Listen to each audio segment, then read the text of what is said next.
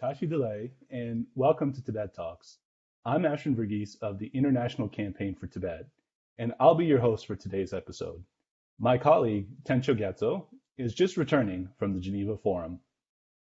Before we start today's program, we'd like to wish a happy Diwali to all of you who are celebrating today. As we speak, leaders from around the world are meeting in Glasgow, Scotland for COP26, a UN climate change conference that the U.S. climate envoy, John Kerry, has called the last best hope for the world to get its act together. ICT is also at COP26. In fact, we're moderating a panel discussion called Tibet's Climate Crisis, Critical Lessons for Global Climate Policy. That panel will begin just about half an hour after this Tibet Talk ends. I encourage all of you to watch it live at tibetclimatecrisis.org/COP26. But before then, as daunting as the climate challenge is, it's important to remember what we're trying to conserve, and it's vital to find the inspiration to do so. To help us with that, we have the perfect guest for today's episode. He is the editor of the new book, This Fragile Planet, a collection of 80 inspiring quotes about the environment from His Holiness the Dalai Lama, matched with 120 eye-catching photos and visuals from a dozen professional photographers. Our guest is also a photojournalist who has researched and written about Tibet for over 35 years. He is the author of a dozen books about the Himalayan and Southeast Asian regions, including Meltdown in Tibet, an expose of China's reckless destruction of ecosystems from the highlands of Tibet to the deltas of Asia, and The Snow Leopard's New Friend, a children's book about Tibetan animals. It's our honor to have him on the show today. So please join me in welcoming our guest for the hour, Michael Buckley. Michael, Hi there. Thanks for being here and welcome to Tibet Talks. Yeah, joining virtually. Glad to have you. Thanks for making time for this. I know it's a little bit late where you are. We'll get the conversation started. Not too bad. We'll start the conversation in just a moment, but first, one housekeeping note for our audience. If you're watching this live and you'd like to ask a question of Michael, please post your questions in the comment section of our Facebook Live post or email your question to comments@savetibet.org. Now, without further ado, let's get started on the talk.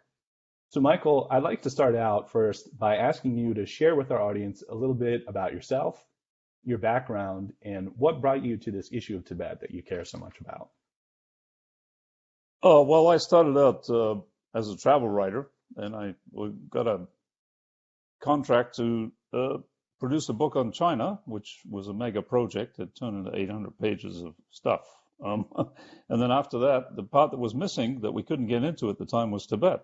So a year later, by accident or by whatever, the Chinese opened up Tibet, and I dived in there and I asked them, can I go and do a guidebook to Tibet? And they said, sure. So I went in there, I sort of stumbled in, but I was not prepared for what I saw. China's a very different story Tibet's a very different story from China. But what I was also not prepared, because I kept going backwards and forwards to Tibet to update, was that things were changing, and not for the better. And it was the climate, the things that were changing, the rivers, the mountains, things you never expected to change. So that rang a few bells that I had to do something about that, so I started making short documentaries about that, and that sort of snowballed into other things like a book, and also eventually this book written by His Holiness, basically, and I'm the editor, and then I curate all the photos for that. Sure. You made a lot of very valuable contributions to our understanding of Tibet's environment, so we're very grateful for all the work that you've done.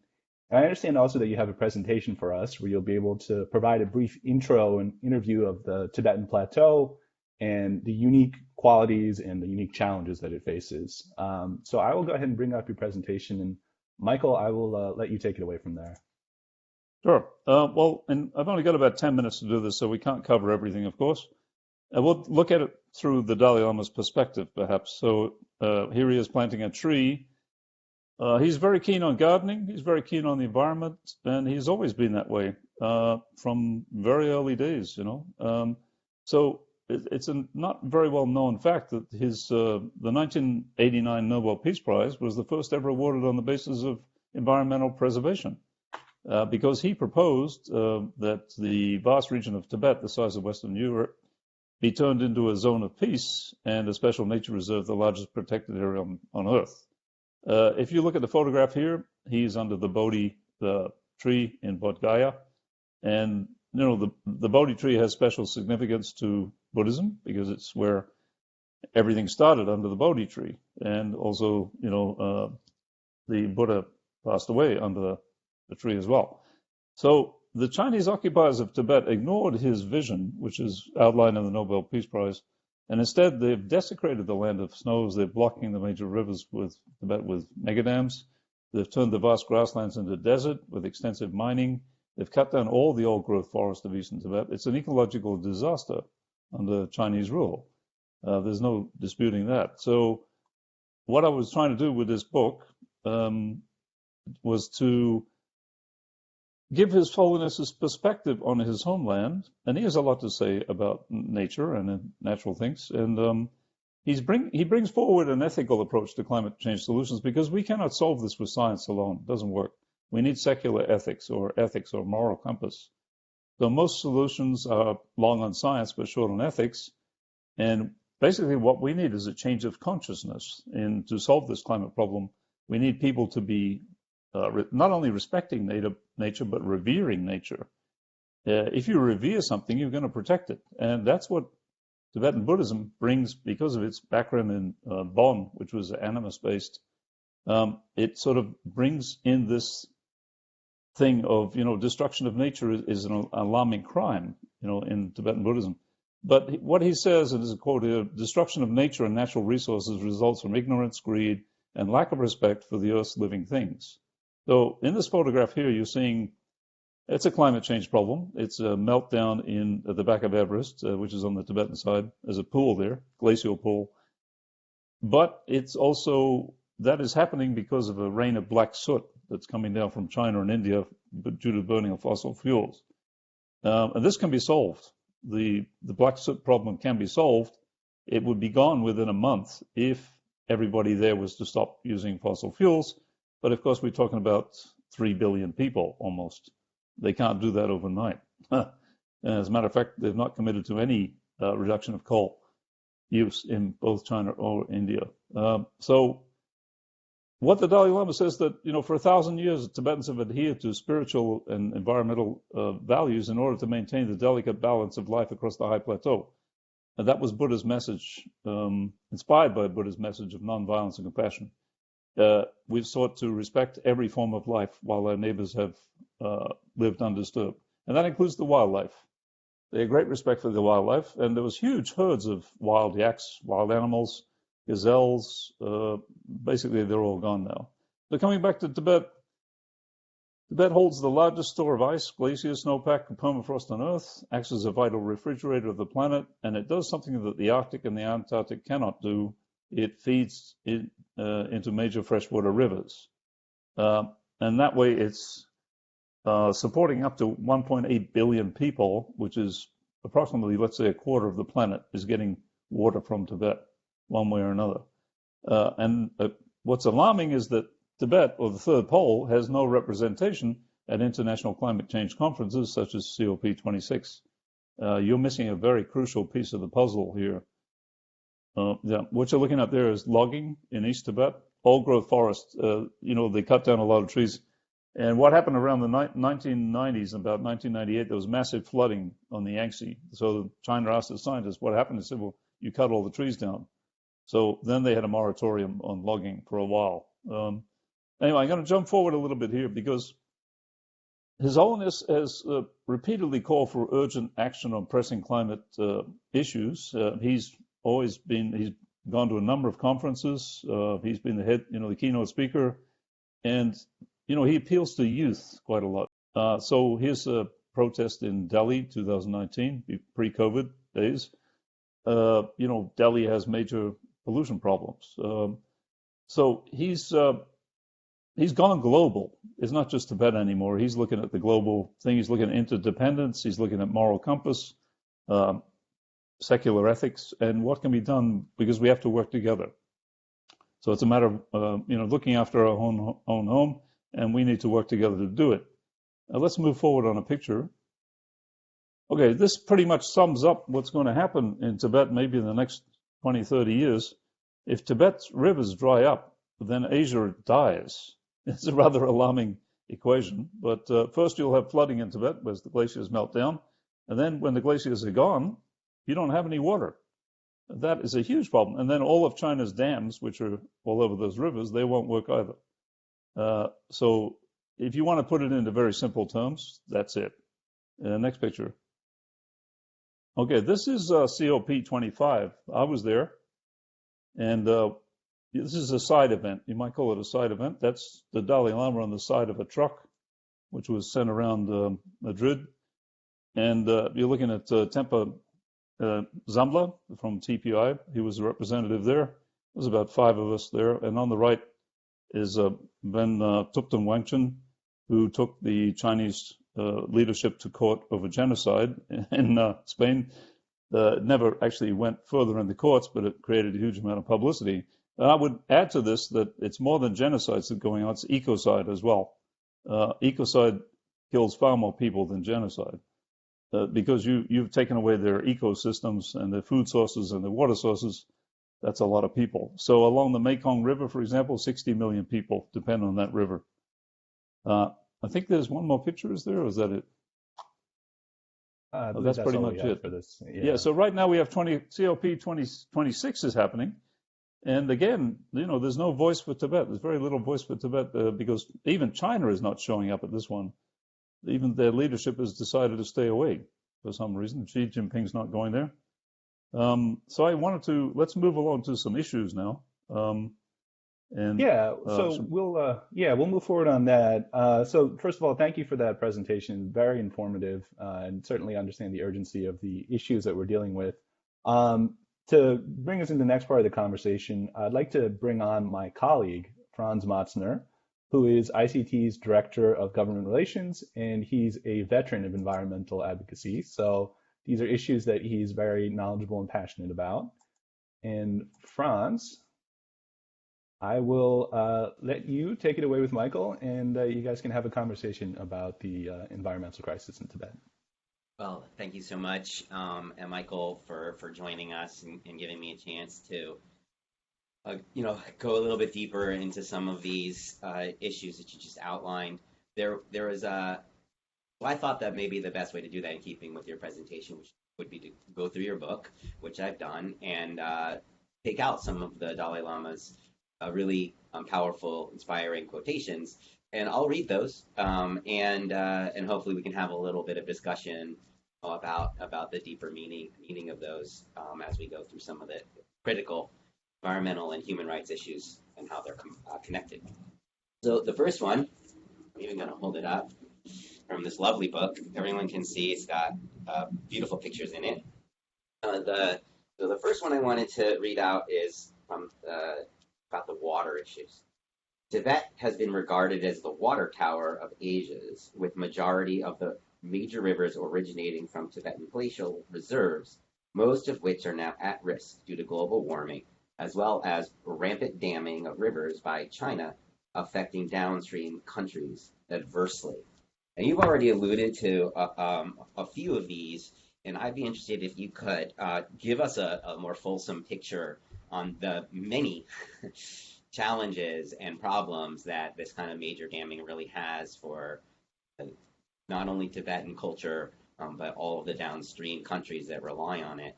With that, if you could give us a glimpse into that, and, I'll throw in some questions along the way. If you look at this map, you can see how important the Tibetan Plateau is across Asia, from all the way from Pakistan to Vietnam, and China itself, of course. So I would just briefly talk about 2 rivers. One is the Mekong, which goes through 6 countries downstream. That is heavily dammed on the Chinese side, 11 mega dams in Yunnan, one more Chinese dam in Laos. It's disrupting the whole riverine ecosystem. And then the other river I briefly mentioned is the Yalang Sampo, which becomes the Brahmaputra. Currently, there are 3 dams up on the Chinese side, but they're planning more, and alarmingly, they're planning at the Great Bend, perhaps the biggest dam ever built on the planet, or a series of dams totaling 44 gigawatts, which is enormous. It's double the size of the Three Gorges Dam. But recently, within the last couple of months, they've also proposed a diversion project, taking in several rivers and diverting the water to Xinjiang in the far west. And they want to turn it into the desert into agricultural land, probably with slave labor from Uyghurs. I'm not sure. They didn't mention that part. But you can see these gigantic water programs, that they're completely ignoring the nations downstream. They don't even talk to the nations downstream. They don't even mention it. You've got to find out from satellite imagery. And that's exactly what's happening with there's a group from the States which is monitoring the Mekong, and they can tell what the dam levels are. This is scaring the Chinese because this information has never come out before. It's not done by the Chinese. It's done by Westerners that are monitoring the situation. Just one question, because we're going to try to cover a lot of different material here. Is there's what I think of personally as kind of a myth around these mega hydro dams that that they're clean energy, that they don't have any ecological, climate or even political ramifications. And so, if you could explicate a little more of those 3 strikes against, building ever more and ever bigger hydro projects, I think that would give people a glimpse into the multiple tactics that the Chinese government is using here.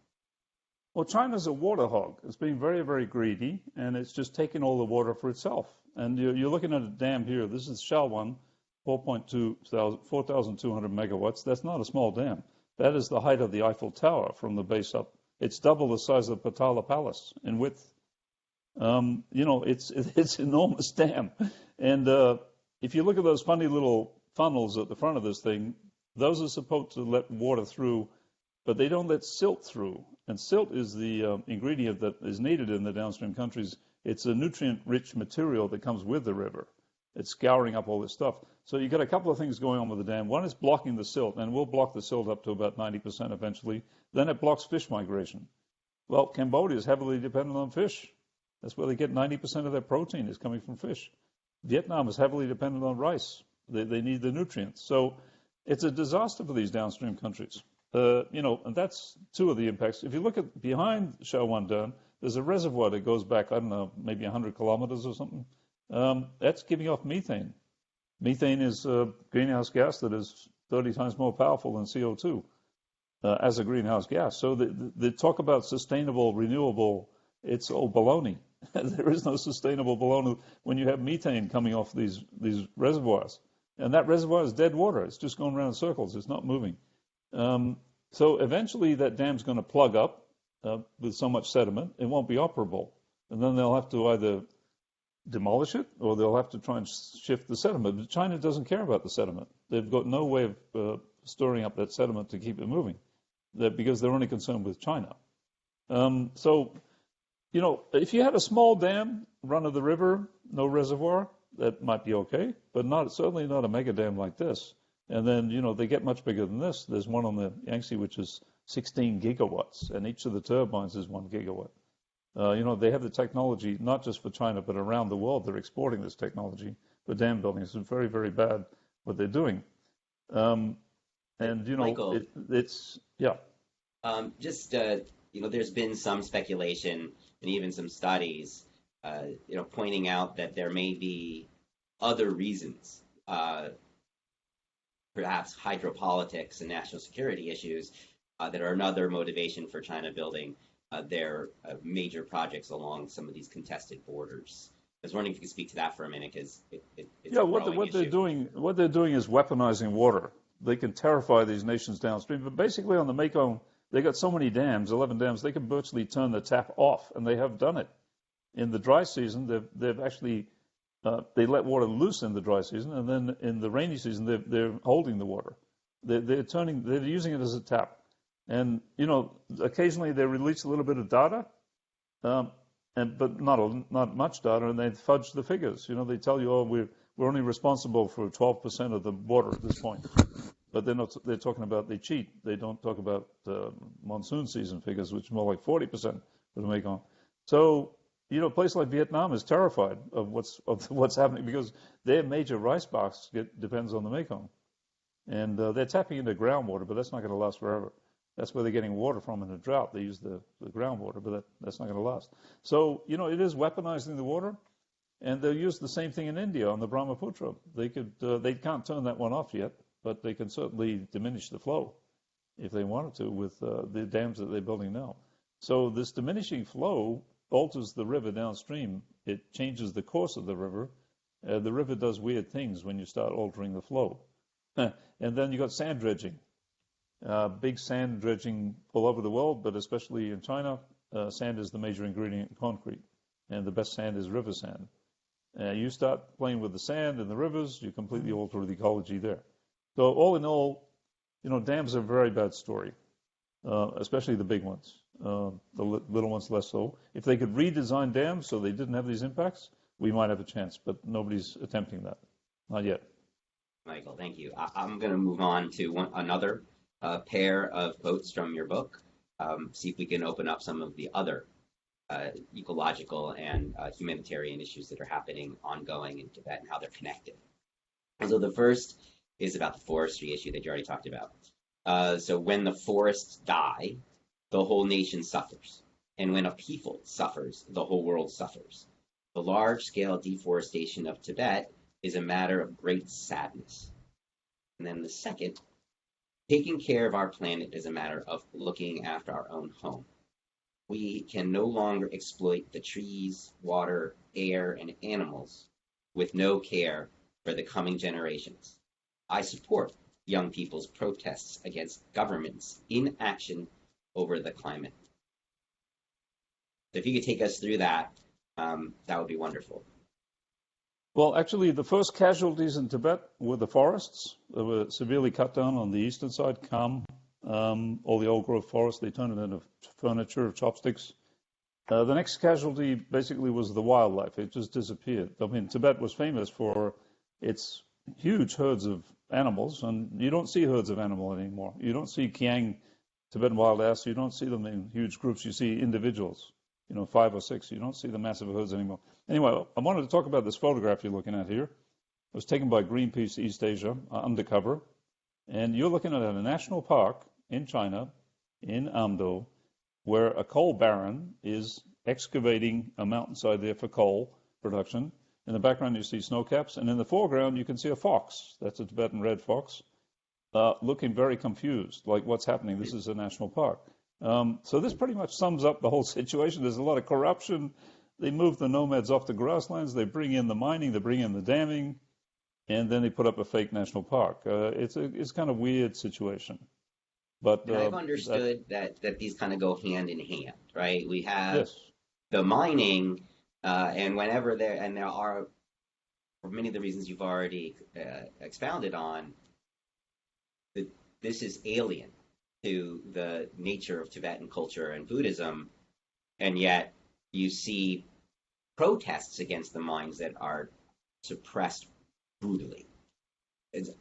So if you could give us like a glimpse in how these things go together, to use the term weaponizing water, but are they doing more than that? Are they weaponizing other elements of their environmental destruction?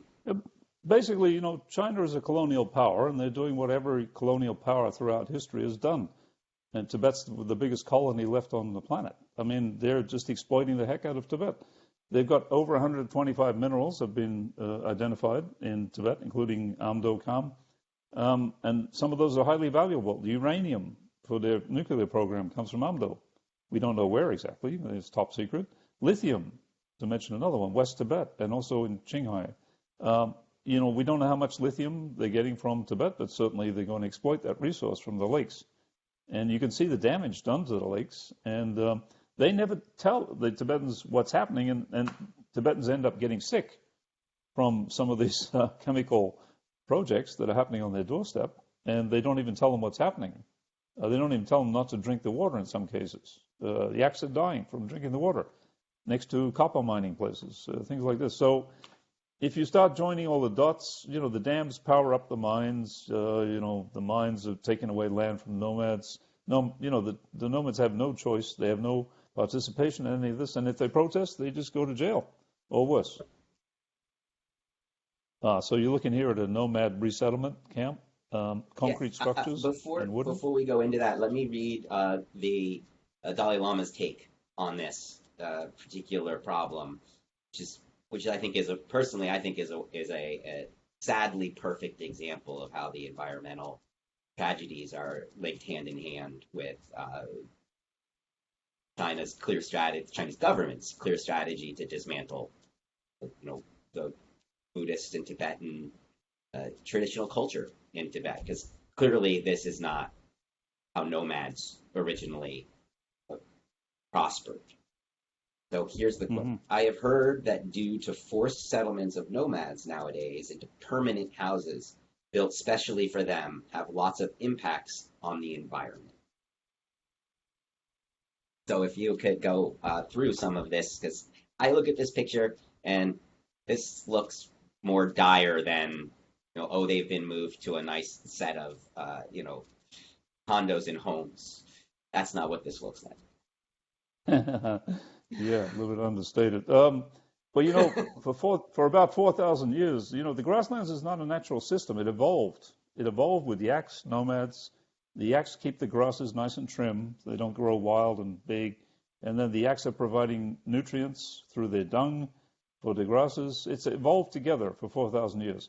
If you start disrupting that system and you throw out the nomads and you bring in the mining and the dams, you're going to end up with desertification. There's no nomads looking after these pastures. They've done a very good job of looking after the pastures. So the Chinese accused the nomads of overgrazing, which is ridiculous. And then they came up with all sorts of excuses like, oh, this is a national park now, you have to go. There's no reason why the nomads can't live within a national park. It's done in Bhutan. They do it in Bhutan. Eastern Bhutan, they have the Brocca. They live inside a national park. So what you're looking at in this picture here is a remote part. They don't send nomads, ex-nomads into the cities or anything. They keep them out. They just put them they tuck them away in some settlement in the middle of nowhere with very few facilities. We're at the mercy of the Chinese government for handouts, even water and food. They're at the mercy. They can't work. They don't have education. They don't speak Chinese. They can't even read Tibetan. So the chances of getting work for retraining, the Chinese government makes no attempt to retrain them. It's just basically taking them with them. Right? I mean, they talk a big game about that, this is, modernizing, and this is necessary. They talk about the and even some of the practices on the nomad culture that still remain, fencing in grasslands, creating all these internal divisions to once again, slice up and dice up the environment, but also the traditional way of life. Well, the Chinese spin doctors are pretty good at trying to explain this to the international community. They just say, "Oh, we need national parks," and that's a cover. The national parks are a cover for removal of the nomads. It's pure and simple. And who is better in the national park to act as a park ranger than Tibetans? But the problem is, as we've seen from several documentaries, the Tibetans are too good at doing their job. If they would be given the job as ranger, and that's upset the corrupt Chinese officials that like to go hunting or something like this, right? So they won't use them because they're too good. So it's a very strange situation, but they keep blaming the nomads for everything, but in fact the nomads are the solution. If you want to save the grasslands, you need the nomads. But they've resettled something like 2 million nomads between 1990 and 2020. They're mostly gone except for Kamanamdo pockets, The way of life is disappearing. Is this the only example of the transfer is into,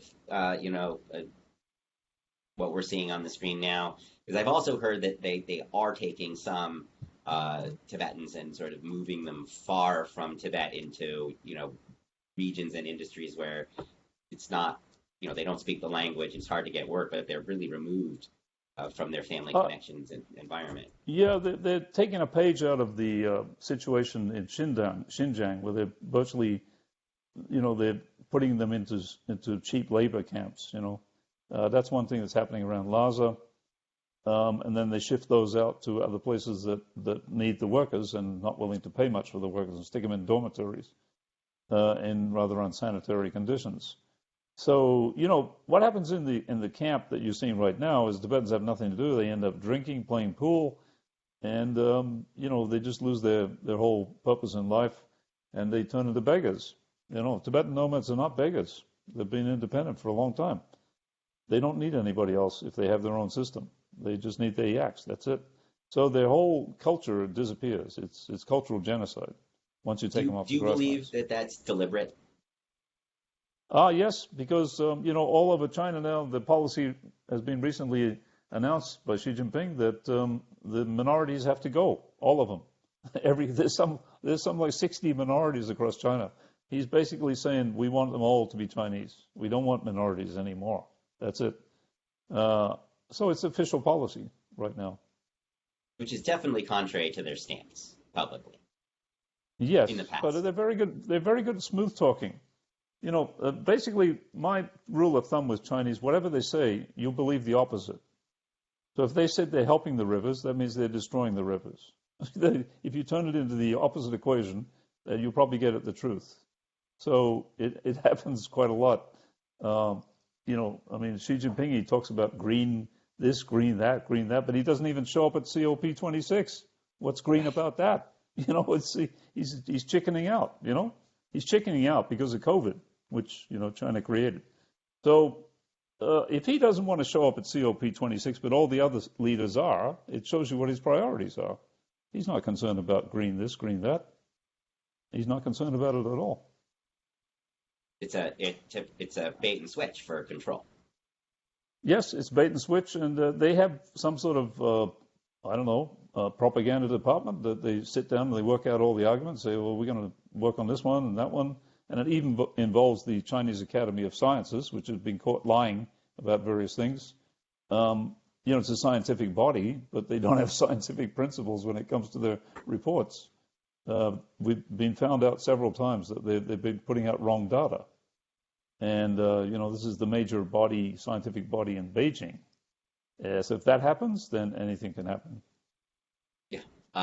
That's another, I would like to move on to just at some point to some of the solutions to these issues that you've already alluded to, but that the Dalai Lama more and more is speaking about. Before we do that, I did want to go into one more. It might be a little abstract, but how do you see over time this pattern in Tibet of taking away culture and taking away their native tradition, and how that's linked to the long-term strategic control of Tibet? And, how has that evolved over time, and where are we now in that process?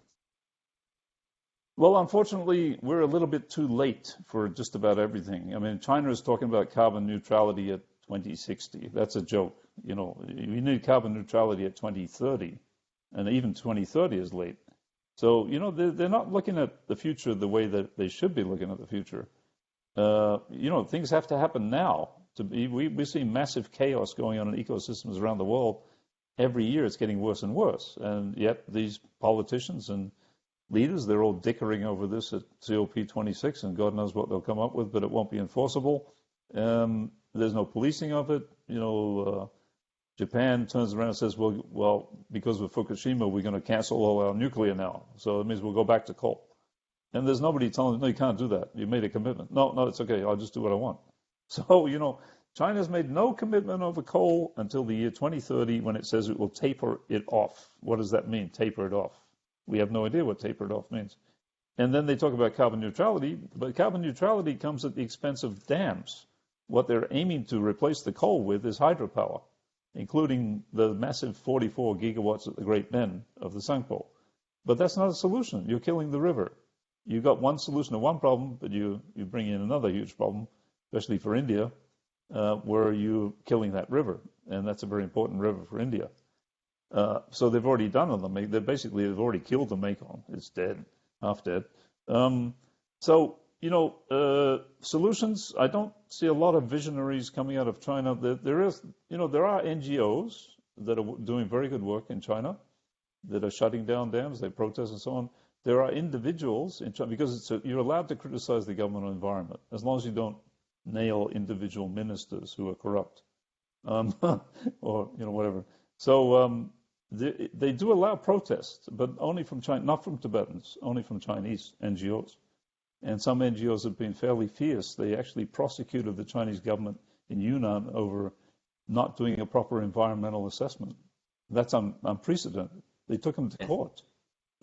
You see, if I had my way, I would take the entire Chinese government to court for ecocide.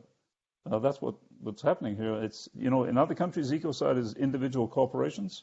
In China, it's the state-run corporations. The Three Gorges Dam Company, Sinohydro, these are the world's top dam builders, and they need to be stopped in what they're doing. And unfortunately, COP is recommending that hydropower go ahead. They get a lot of representation there that says, well, hydropower is good, let's do it. Solve all our problems. It's not going to solve our problems. So it seems to me that information about the climate impact, negative climate impacts of major dams, hasn't penetrated the conversation enough, both into the environmental community and into the international negotiation community. And I'd be curious if you have advice or thoughts on how to raise that more often.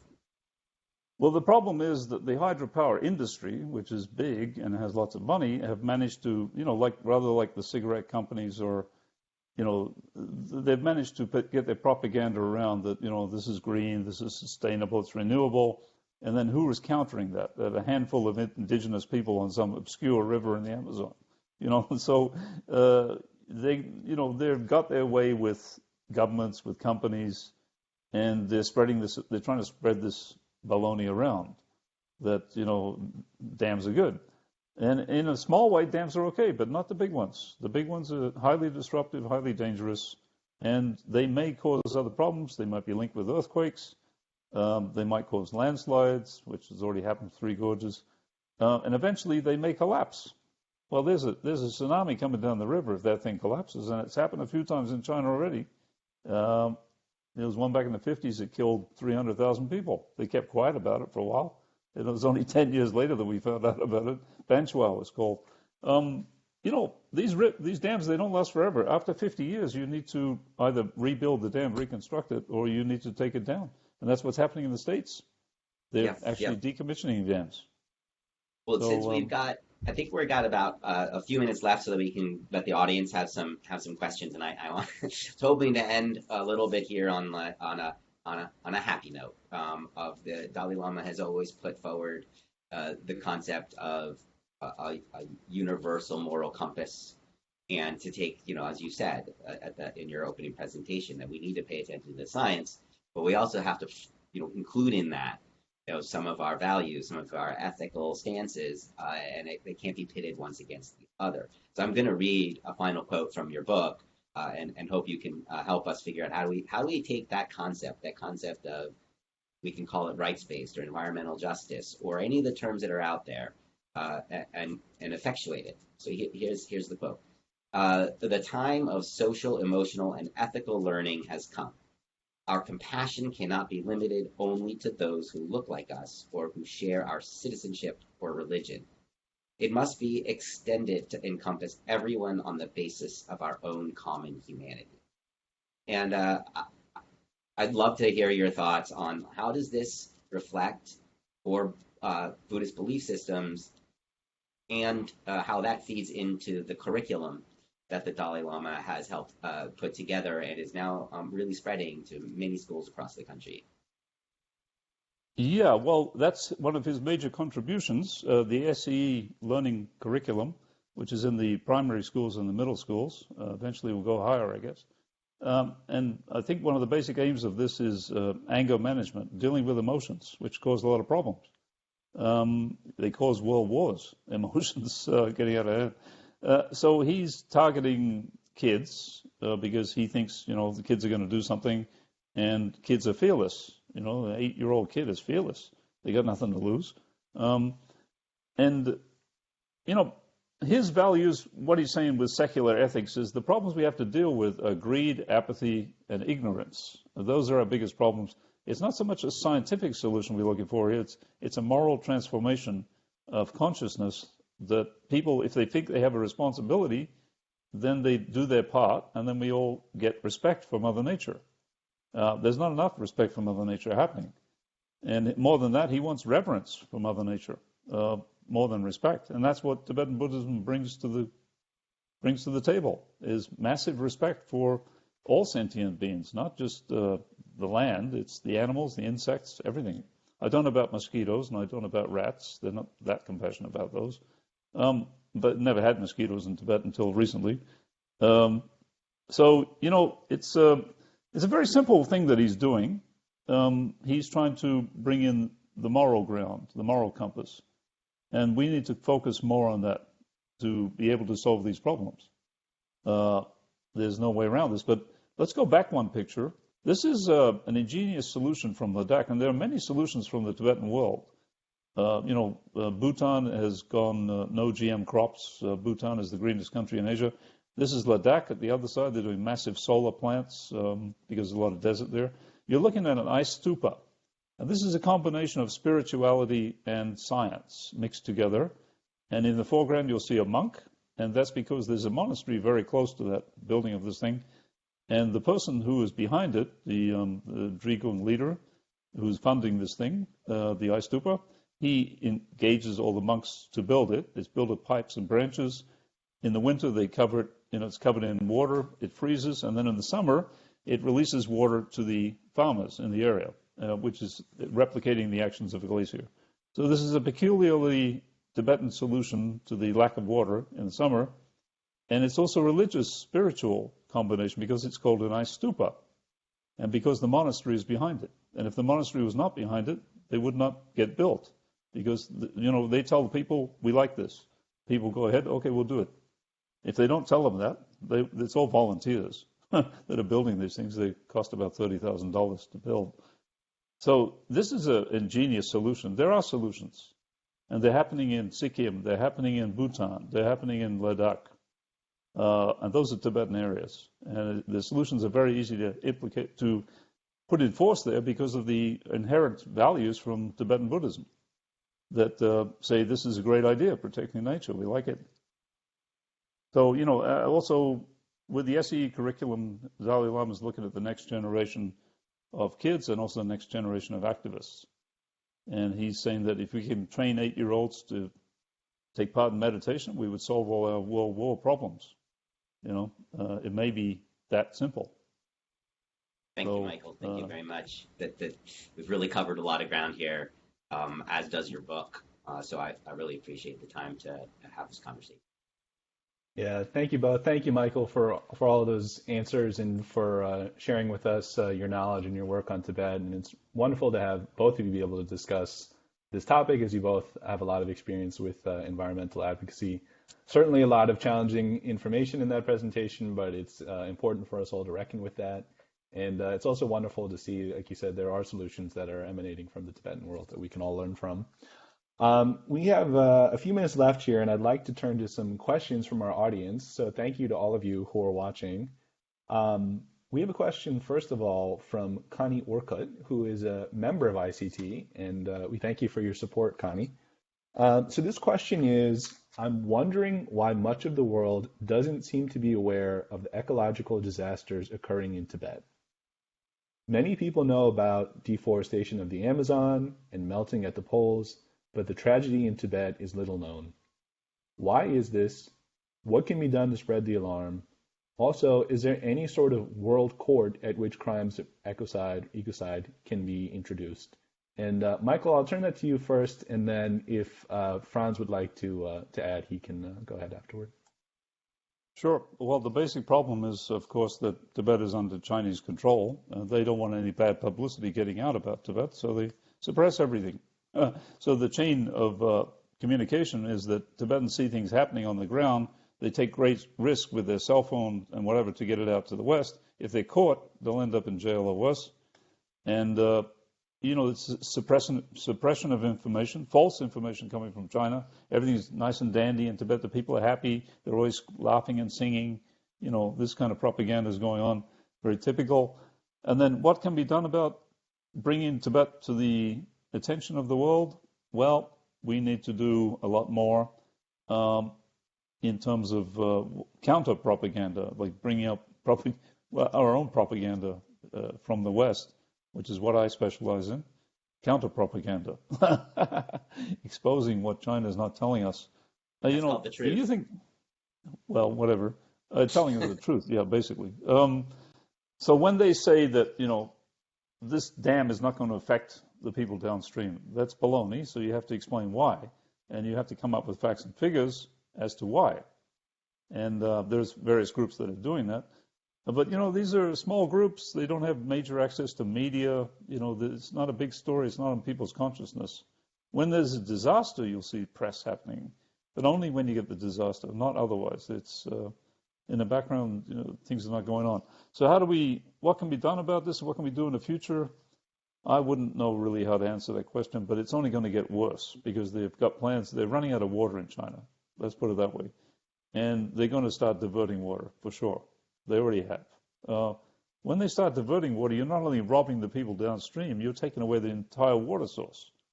It's like having a house with no plumbing because somebody on the top floor stole all the water, or somebody inside the building took all the water at the pipe, right? So it's going to get a lot worse because of the water situation, the water crisis in China itself. They're talking about fighting for every last drop. That's one of the propaganda things.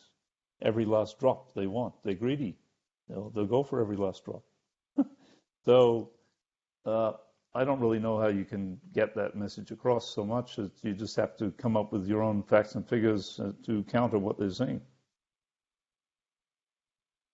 Franz, you have something to add to that? Well, I want to make sure we get to all the questions that we can, but I would just add one sentence, which is, there is no solution like engagement. Those in Tibet their engagement is being cut off by a security state that actually is spreading all over the world. The only counter to that, seemed like I was making a joke, but it's not true, is truth. And we need the truth tellers to stand up, and they need to press on their own governments to fulfill the commitments that they take publicly about standing up for Tibet. There are countries who do that. The United States has been a long-standing bipartisan support for the Tibet, but there's always more that can be done, and there are opportunities in these international forums. So to me, it goes from the grassroots advocacy up to the NGO groups who have really got to press on their governments, and then the governments need to take action, and they need to be motivated, and that's how you motivate them. Well, I come back to the question of ecocide, which was mentioned in that question. There is no crime against humanity that is called ecocide. We have genocide, we have other crimes against humanity, but strangely, there's nothing about ecocide. Ecocide kills far more people than genocide ever will. So we need to have an international court that will take corporations or whatever to justice, and will take the Chinese government to court. But how are you going to do that? China has such influence over these governments, they'll try and nix it, like they did with the genocide case in Spain. They'll threaten people, so it may never go to court. But you don't have all the big corporations, they're all Chinese state-run in China. They're not private. Well, Mike, we have a few questions that have come in about your books specifically, and people would like to know where they can purchase the books and we can get some more information about the books. So let me ask you this first. There was a question about, I believe it's the Snow Leopard's New Friend, the children's book. Can you talk a little bit about that, how that came about, and what inspired you to write that? What happened was, here's the book. That's the English version. I have it also in Tibetan, translated, because actually it started as life as a Tibetan version because the director of the LTWA, he liked the stories, and he says, well, you've only got 5 stories. Can you give me 10? And I said, oh, God, all right. So I did 10, and then I started looking at this thing and said, this is going to work well for educating kids about environment, right? So what we're planning to do with this, the Tibetan version goes out free to TCV schools across the Himalayas. The English version is published by the same publisher. I forced him to publish this thing. Same publisher as This Fragile Planet. And they kind of go together in some ways, because these animals from Tibet, they're very rare, they're fantastic, they're unheard of. Even Tibetans don't know much about them. Tibetan red fox, you ask a Tibetan, you draw a blank. You know about foxes, yes, but Tibetan red fox? No. Or Tibetan sand fox, they don't know anything about them. So I found that there's huge interest amongst the Tibetans and the kids about these animals, but also across the world. So I think you've got to start with kids, and that's what the Dalai Lama is also doing, is targeting the kids, the next generation, because that's where the future is. And if you can get them early enough and get them interested in things like this, then it's a lifelong thing. Like Dalai Lama's commitment is lifelong for environment, right? So. Yeah, thank you, Michael. And we should mention, and as I said, a few people were asking about where they can purchase the book. Glad to let you all know that both The Snow Leopard's New Friend and This Fragile Planet are now available in our ICT store, which you can access at savetibetstore.org. So please go there. Both books are available. And in addition to the books, while you're there, you can also pick up our ICT 2022 calendar, which is Rivers of Tibet, Life Waters of Asia. And we are heading into the end of the year and the holiday season, so we have a lot of great options. You have both of Michael's books, and we have our 2022 calendar, which includes a lot of really beautiful and striking photography of the rivers in Tibet, and discusses their importance to the entire Asian continent. Well, I must commend you for the calendar. And, I think visuals put the pictures worth 1,000 words, as they say. It puts you on the spot, and it gives you a much better idea. I mean, you can talk all you want about the mountains of Tibet, but until you've seen them, the massive scale of the mountains just, it does not happen. Not even in a photo, you still don't get it. You have to be on the spot for that one. And you're in total awe, standing at the back of Everest, you're just like, oh my God, so pictures can give you some idea of that. Yeah, thank you. And there's so many beautiful photos in your book, and it's been really wonderful to talk to you today, and we appreciate all the time that you shared with us. Before we depart, if you have some final words, please. Well, I was saying that a lot of these photographers remain anonymous. Some of them are known because of, they want to travel back to regions of Tibet, maybe not to Tibet itself, but to Amdo Kham, and they don't want their name. But so I have to thank the photographers. They contributed some of their best work, but I can't even give names for them. Such as the situation in Tibet, but they've done a wonderful job. And without the photographers, the book doesn't work that well. I think it's a combination of Dalai Lama's words plus the photographs that makes it work. Yeah, absolutely. Well, Michael, it's been a true pleasure to talk to you. So thank you so much for taking time. I know it's, as I mentioned at the beginning of the program, it's close to midnight, I believe, where you are. So we're grateful to you for staying up late for this. And but I'm going to stay up for the next one. Yeah, absolutely. Well, we will. That is something I wanted to mention. We'll be back in another 2 weeks, actually, on November 18th with another episode of Tibet Talks. And that one will focus on decoding the CCP, where we will talk about the CCP slogans and how to understand them. So Michael will be there to watch as well, and we hope all of you will join us. That's a good topic. Thank you all. Yeah, absolutely. So thank you all for watching this episode of Tibet Talks. Thank you, Michael, and thank you, Franz, for that conversation. Before we wrap up, I wanted to mention just a few other things that I brought up at the top of this conversation. Right after this Tibet Talk ends, in just about 34 minutes from now, ICT will be moderating that panel discussion at COP26 on Tibet's climate crisis, critical lessons for global climate policy. And you can watch that live once again at tibetclimatecrisis.org/COP26. Again, that's tibetclimatecrisis.org/COP26. We'll put the URL for that in the comment section of our Facebook Live post. So please check that out. It'll be a great follow-up on this conversation today. But again, thank you both so much for the important discussion and for the inspiration. And thank you to all of our viewers. We'll see you again in a couple of weeks. And until then, stay safe, stay well, and stay active. Thank you very much.